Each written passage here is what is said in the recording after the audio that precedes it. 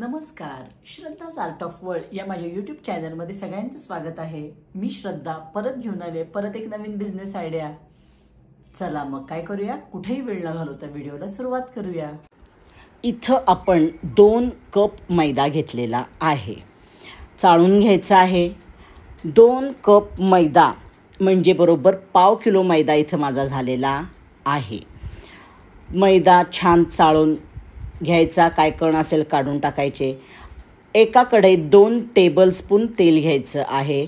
तेल तापत ठेवायचं आहे। साधारण 25 ग्रॅम तेल झालेलं आहे। तेल तापतंय तोपर्यंत इथं आपण चवीपुरतं मीठ घालून घ्यायचं आहे। मीठ सगळं मिक्स करून घ्यायचं आहे। तेल चांगलं कडकडीत तापवून घ्यायचं आहे आणि मग यामध्ये घालायचं आहे। सगळं तेल यामध्ये घालून चमच्यानं सगळं मिक्स करा। भाजलं म्हणजे भाजायची शक्यता असते लगेच हात घातला तर, म्हणून पहिला चमच्यानं मिक्स करा आणि थोडं कोमट झालं की मग हातानं सगळं छान मिक्स करून घ्या। मैद्याच्या प्रत्येक कणाला आपलं मोहन लागलं पाहिजे। हातानं 1 मिनिटभर असं छान सगळं मिक्स करून घ्यायचं आहे, चोळून घ्यायचं आहे की आपलं मोहन सगळं छान लागणार आहे। मोहन आपलं मस्त लागलं की आपले चिरोटेसुद्धा खूप सुंदर खुसखुशीत कुरकुरीत होतात। आता काय करायचं आहे, पाणी घ्यायचं आहे आणि जशी रोज चपातीची कणिक मळतो तशी आपण मळायची आहे।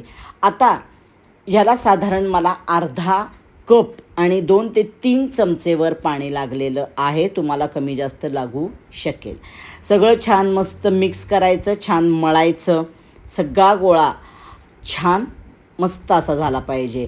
आणि आता हे मस्त मळलेली जी आपलं मैदा आहे तो आपण 15 मिनटं झाकून ठेवायचा आहे। इतपत सैल पाहिजे, दाखवते त्याप्रमाणे। 15-20 मिनटानंतर परत झाकण काढून आपण परत सगळं छान 1 मिनिट 2 मिनिट मैदा चांगला मळून घ्यायचा आहे। आणि आता याचे 8 गोळे मी केले। तुम्ही तुमच्या पोलपाटाच्या आकारानुसार कमी जास्त करा, कारण आपल्याला अगदी पातळ पोळी लाटायची आहे। आता हे सगळे गोळे करून मी झाकून ठेवते। यानंतर आपण काय करूया, आधी साटा करून घेऊया की आपल्या चिरोट्याच्या पोळीला लावायला। इथं तूप घेतलं आहे, तूप बरोबर 4 टेबलस्पून आहे। चांगलं फेटायचं आहे, त्यातली कणी सगळी मोडली गेली पाहिजे। हातानं फेटा म्हणजे हाताची उष्णता तुपाला लागते आणि कणी पटकन मोडायला मदत होती। आता सगळं छान 1 मिनिट 1.5 मिनिट फेटून झालं की यामध्ये आपल्याला कॉर्नफ्लॉवर घालायचं आहे। साधारण 4 टेबलस्पून तूप घेतलं आहे म्हणजे 50 ग्रॅम आणि कॉर्नफ्लॉवर जवळजवळ 25 ते 30 ग्रॅम घेतला आहे। थोडा थोडा घाला, जसा लागेल तसा त्याच्यात घाला। खूप सैल आणि खूप घट्ट नको। हे सगळं थोडं थोडं कॉर्नफ्लॉवर घालत फेटत गेला की तुमचं जे काही मिश्रण तयार होणार आहे किंवा तो साटा तयार होणार आहे तो असा आहा मस्त मऊ लुसलुशीत झाला आहे आणि हा साटा आपला तयार झाला आहे। आता साटा बाजूला ठेवून ज्या आपण गोळे केलेत त्याची आपण पातळ पोळी लाटून घ्यायची आहे। आता सगळ्या गोळ्यांच्या पोळ्या आपण लाटून घेऊया आणि मग पुढं चिरोटे करायला घेऊया। जेवढी पातळ पोळी लाटता येईल तेवढी लाटा। चिरोट्याला फार महत्त्वाचं आहे। खूप छोट्या छोट्या गोष्टी असतात पण त्यानुसार तुम्ही त्या पद्धतीनं जर केल्या तर तुमचा पदार्थ कुठेही चुकत नाही। जेवढी पातळ लाटता येईल तेवढी पोळी लाटून घ्यायची आहे। तुमचा हात आरपार दिसला पाहिजे, कारण जेवढी तुम्ही लाटाल ती थोडी मैदा असल्यानं आकसत जाते। आता अशा प्रकारे आपण पोळ्या लाटायच्या। पहिल्यांदा खाली कॉर्नफ्लॉवर लावा, त्याच्यावर जी पोळी लाटली आहे ती घाला, त्याच्यावर परत कॉर्नफ्लॉवर लावा, त्याच्यावर परत सगळ्या पोळ्या लाटत जा। अशा प्रत्येक पोळीच्यामध्ये कॉर्नफ्लॉवर लावा। आता सगळ्या पोळ्या लाटून घेऊ। आता प्रत्येकमध्ये कॉर्नफ्लॉवर लावा नाहीतर चिकटेल। आता काय करूया, आपण चिरोटे करायला घेऊया। 1 पोळी आपण पोलपाटावर घेतली आहे। आता त्याला साधारण 1 ते 1.5 टेबलस्पून साटा लावायचा आहे। पहिल्या पोळीला थोडा व्यवस्थित साटा लावा म्हणजे दुसऱ्या पोळीला लावायला थोडा कमी चालतो। व्यवस्थित साटा सगळा लावून घेतला आहे। आता यावर दुसरी पोळी आपण घालणार आहोत। आणि महत्त्वाचं एक लक्षात ठेवा, चिरोटे करणार आहात, बिझनेस करणार असाल तर फक्त 2 पोळ्या घ्यायच्या आहेत या आणि त्याचा चिरोटा करायचा आहे। म्हणजे 2 3, 4, 5 असे अजिबात वर पोळ्या घ्यायच्या नाहीत. म्हणजे हे आपण जे मैद्याची लाटली आहे ती वर आता परत साठा लावूया. आणि आता वर थोडा कमी साठा लावला तरी चालेल. अगदी पातळ लेअर द्या, एक अर्धा टेबलस्पून साधारण. आणि काय करायचं आहे, दाखवते त्याप्रमाणे घडी घालून घ्यायचा आहे. जर तुम्ही जास्त पोळ्यांचा चिरोटा केला तर खूपदा आतमध्ये तळला न जाता तो मऊ पडायची शक्यता असते. त्यामुळे नेहमी 2च पोळ्या लाटायच्या अशा आणि त्याचा चिरोटा करायचा. आता गुंडाळायची पद्धत ते सुद्धा बघा आता कशी. अलगद गुंडाळायचं आहे, असं दाबायचं नाही आहे जोरात. नुसती घडी घालत जायची आहे, पुढं ढकलायची आहे, घडी घालत जायची आहे, पुढं ढकलायची आहे. त्याला दाबायचं नाही, म्हणजे त्याला छान लेअर येतात. असं करत सगळी पोळी आपण करून घेऊया. बिझनेस करायच्या दृष्टीनं या गोष्टी खूप महत्त्वाच्या आहेत. आता काय करायचं आहे, सगळं छान मिक्स केलं, खूप दाबून नका. ती लांबडी लांबडी आपण करतो तशीही काही करायची नाही. साईड थोड्याशा कडेच्या, आता बिझनेस असेल तर या काढून टाकायला लागतील. आणि आता काय करायचं आहे, ज्या साईजच्या तुम्हाला करायच्या आहेत त्या साईजचे चिरोटे त्यानुसार तुम्ही गोळे कट करून घ्यायचेत याचे. अशा प्रकारे आपण सगळे गोळे कट केलेले आहेत. याचं कॉस्टिंगही बघणार आहोत, किती झालं आहे ह्या प्रमाणात सगळं आपण पुढं बघणार आहोत. अशा प्रकारे 2 पोळ्याचे सगळे मी चिरोटे असे कट करून घेतलेत गोळे. आणि आता आपण चिरोटा करायचा आहे. एक गोळा घ्यायचा आहे, दाखवत्या त्याप्रमाणे मध्ये दाबायचं आहे. असं नाही जमलं असं दाबा, हे बघा. आणि पुढं ढकलायचं आहे आणि मध्ये फक्त साईडचे लेअर तसेच राहिले पाहिजे. दिसत आहेत का, हे महत्त्वाचं आहे. मध्ये दाबा आणि मध्येच पोलपाट लाटणं मध्येच फिरवा. जास्त कडेनं लाटणं फिरवू नका, अलगद करा. ज्या शेपचे हवेत, आता लांबट छान दिसतात असे लांबटच ठेवा. हे लेअर चिरोटे आहेत आपले.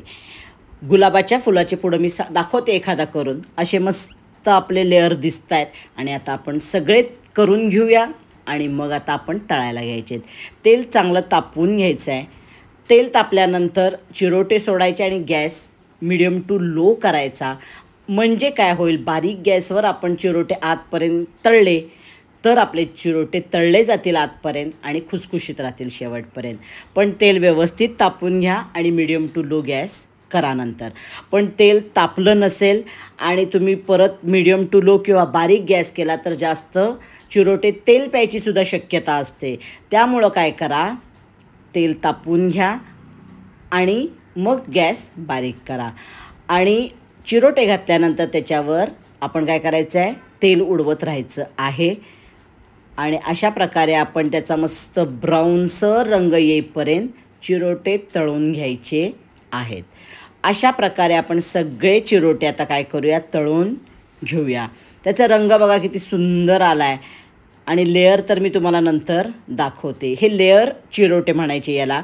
आणि गुलाबाच्या फुलाचे म्हणतात ते तुम्हाला एक लाटून दाखवते फक्त. तर त्याच्यात रंग घातले तर खूप छान दिसतं.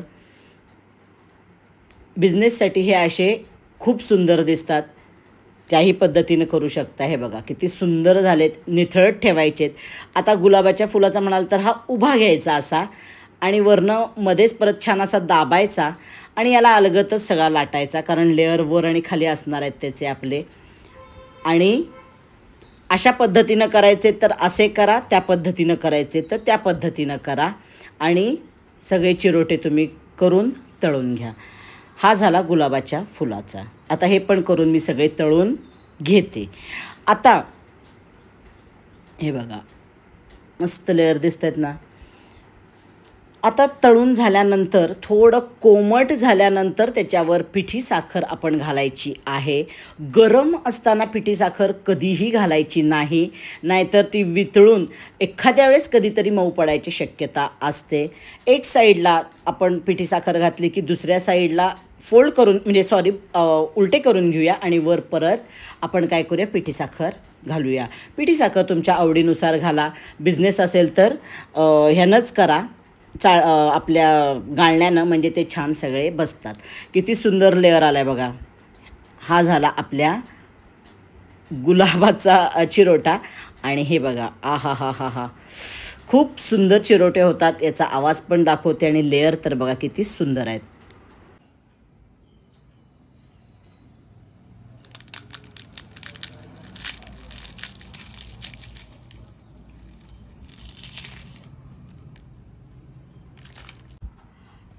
इथं कॉस्टिंग बघणार आहोत चिरोट्याचं.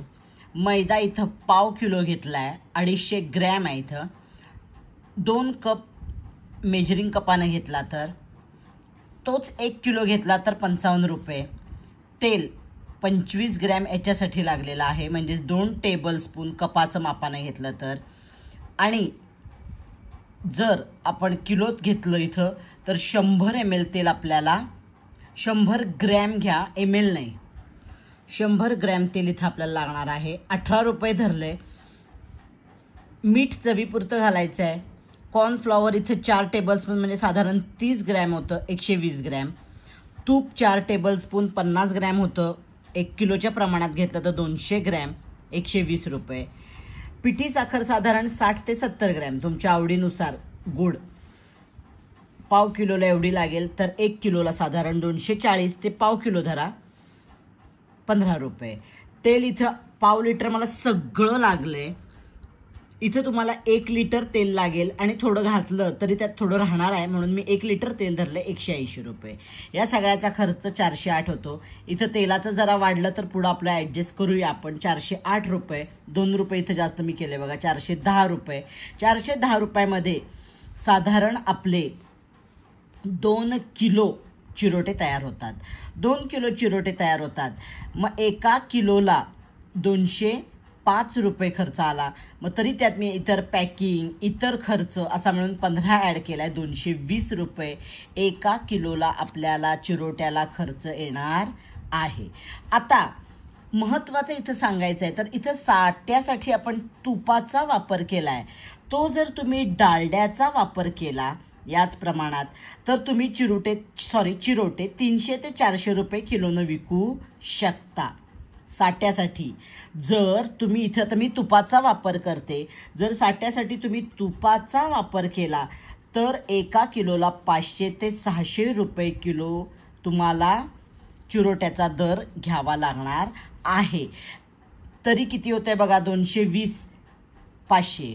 आता 220 डालड्याचा वापरला तर थोडा कमी होणार आहे, म्हणून मी इथं मेन्शन करते. डालडा साट्यासाठी वापरला तर 300 ते 400 रुपये किलोनं तुम्ही विकू शकता.